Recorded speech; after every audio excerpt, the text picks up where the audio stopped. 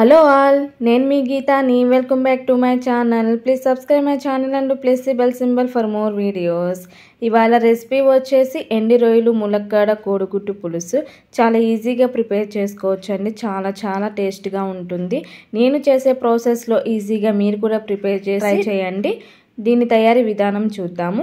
ఇలా ఒక గిన్నెలోకి వాటర్ని యాడ్ చేసుకుని, ఎగ్స్ని యాడ్ చేసుకుని, 1 స్పూన్ కల్లుప్పుని యాడ్ చేసుకుని బ్రేక్ అయ్యే వరకు కుక్ చేసుకోవాలి. ఇక్కడ మీరు ఎన్ని ఎగ్స్ అయినా తీసుకోవచ్చు. ఒక కళాయిని పెట్టుకుని 1 టేబుల్ స్పూన్ ఆయిల్ని యాడ్ చేసుకుని కొంచెం హీట్ అయిన తర్వాత ఎండు రొయ్యల్ని శుభ్రంగా వాష్ చేసుకుని ఇందులో యాడ్ చేసుకోవాలి. ఇలా ఆయిల్లో ఎండు రొయ్యల్ని ఫ్రై చేయడం వలన మంచి రుచి అనేది వస్తుందండి. వాసన అనేది పోయి మంచి టేస్టీగా వస్తాయి. సో ఇలా తప్పకుండా ఆయిల్లో ఫ్రై చేసుకోవాలి. ఇలా కలుపుకుంటూ ఒక 2 మినిట్స్ ఫ్రై చేసుకున్న తర్వాత వీటిని ఒక గిన్నెలోకి ట్రాన్స్ఫర్ చేసుకోవాలి. ఇప్పుడు అదే కళాయిలోకి మరికొద్దిగా ఆయిల్ని యాడ్ చేసుకొని 1/2 స్పూను పసుపు, 1/2 స్పూను సాల్ట్, 1/2 స్పూను కారాన్ని యాడ్ చేసుకుని ఒకసారి బాగా మిక్స్ చేసుకోవాలి. ఉడకబెట్టిన కోడిగుడ్లని పెంకు తీసుకుని ఘాట్లు పెట్టుకోవాలండి. ఈ ఉప్పు కారం అన్నీ వెళ్ళేలాగా ఎగ్స్కి ఘాట్లు పెట్టుకుని ఇందులో యాడ్ చేసుకుని ఫ్రై చేసుకోవాలి. ఇలా కలుపుకుంటూ ఫ్రై చేసుకోవడం వలన ఎగ్స్ అనేవి మరింత టేస్టీగా వస్తాయండి. సో ఇలా ఫ్రై చేసుకుని ఒక ప్లేట్లోకి పెట్టుకోవాలి. చూడండి, ఘాట్లు అనేవి మంచిగా కనిపిస్తున్నాయి. ఇలా చేయడం వలన పులుసు అనేది బాగా వెళ్తుందండి ఎగ్స్లోకి. సో ఇదే ఆయిల్లోకి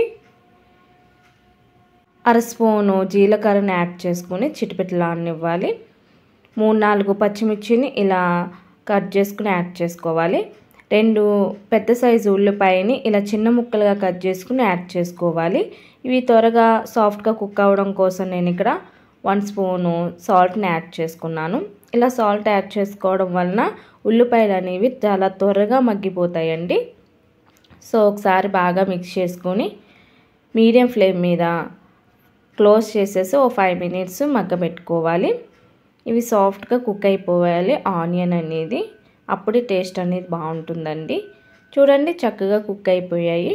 ఇప్పుడు ఒక బాగా పండిన టమాటాని ఇలా ముక్కలుగా కట్ చేసుకుని యాడ్ చేసుకోవాలి. ఈ టమాటో కూడా చక్కగా సాఫ్ట్ అయ్యే వరకు కుక్ చేసుకోవాలి. ఒకసారి ఇలా బాగా కలుపుకొని క్లోజ్ చేసేసి మరొక 2 మినిట్స్ టమాటోస్ సాఫ్ట్ అయ్యే వరకు కుక్ చేసుకుందాము.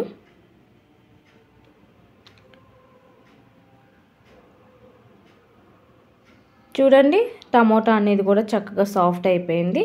ఇప్పుడు 1 టేబుల్ స్పూను అల్లం వెల్లుల్లి పేస్ట్ని యాడ్ చేసుకోండి. ఫ్లేవర్ అనేది చాలా బాగుంటుంది. ఇంకే మసాలాలు యూస్ చేయొద్దండి. ఒక అల్లం వెల్లుల్లి పేస్ట్ని యాడ్ చేసుకుంటే సరిపోతుంది. ఈ పులుసు అనేది చాలా టేస్టీగా వస్తుంది. పచ్చి వాసన పోయే వరకు ఇలా బాగా వేయించుకున్న తర్వాత మనం క్లీన్ చేసుకున్న ములక్కాడ ముక్కల్ని యాడ్ చేసుకోవాలి.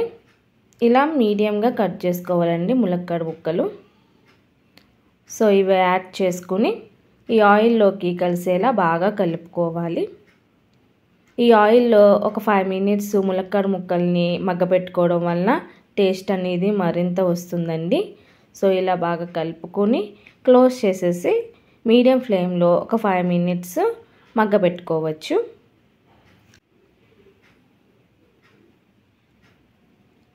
ఇలా ఒక 5 మినిట్స్ మగ్గబెట్టుకున్న తర్వాత ఓపెన్ చేసి చూపిస్తున్నాను అండి. చూడండి, కొద్దిగా సాఫ్ట్ అయ్యాయి.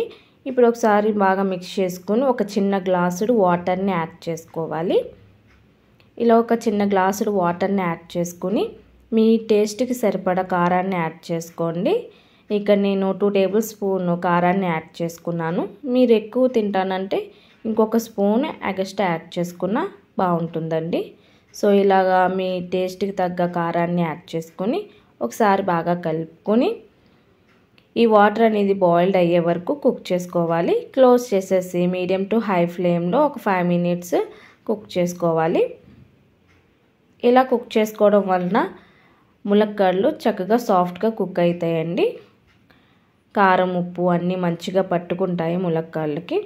చూడండి, ఇలాగా రోల్ బాయిల్డ్ అయినప్పుడు ఒక నిమ్మకాయ సైజ్ అంతా చింతపండుని తీసుకొని ఒక అరగంట సేపు వాటర్ వేసుకుని నానబెట్టుకుని ఇలా రసాన్ని తీసుకుని యాడ్ చేసుకోవాలండి. ఇందులోకి 1 కప్పు వరకు చింతపండు రసాన్ని యాడ్ చేసుకుంటే సరిపోతుంది.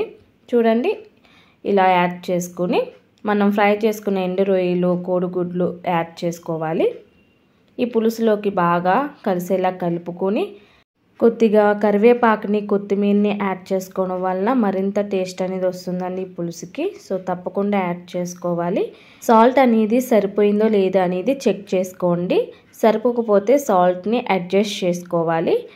ఇలా అడ్జస్ట్ చేసుకుని ఒకసారి బాగా కలిసేలా కలుపుకొని మీడియం టు హై ఫ్లేమ్ మీద పెట్టుకుని ఒక 5 మినిట్స్ దగ్గర పడే వరకు కుక్ చేసుకోవాలి. ఈ చింతపండు పులుసు అంతా కొంచెం దగ్గరికి రావాలండి. సో క్లోజ్ చేసేసి కుక్ చేసుకుందాము. చూడండి ఒక 5 మినిట్స్ తర్వాత మూత తీసి చూపిస్తున్నాను. చక్కగా ఆయిల్ అనేది సెపరేట్ అయ్యిందండి.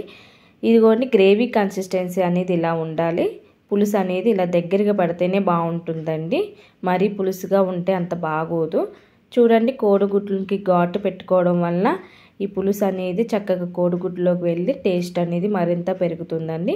ఇంకా లాస్ట్లో కొత్తిమీర జల్లుకుని స్టవ్ ఆఫ్ చేసుకోవడమే. అంతేనండి, రెడీ అయిపోయింది వేడి వేడి ఎండి రొయ్యల ములక్కాడ కోడిగుడ్డు పులుసు. నేను చేసే ప్రాసెస్లో మీరు కూడా ట్రై చేసి టేస్ట్ చేయండి. ఎలా వచ్చిందో నాకు కామెంట్ చేయండి. లైక్ చేయండి, షేర్ చేయండి, సబ్స్క్రైబ్ చేసుకోండి. Thanks for watching.